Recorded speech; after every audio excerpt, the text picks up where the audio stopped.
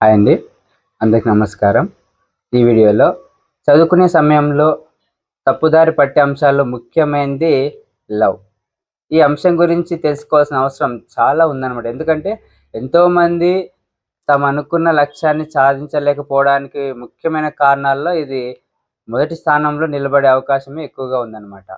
కాబట్టి చదువుకునే సమయంలో ఎట్టి పరిస్థితుల్లో లవ్ అనే అంశం జోలికి వెళ్ళకండి. దానివల్ల మీకు టైం వేస్టు, మనీ వేస్టు, మీ నాలెడ్జ్ వేస్ట్ అవుతుంది. ఇది ఫస్ట్ అంశం.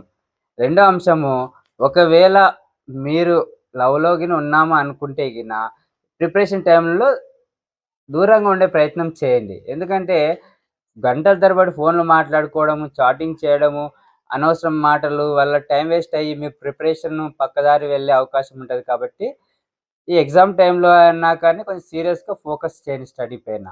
ఇది రెండో అంశం.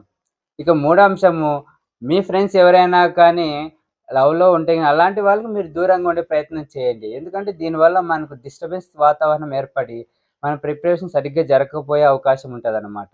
కాబట్టి ఈ అంశాలు చాలా ముఖ్యమైనవి. ఇది చాలా గుర్తుపెట్టుకోండి.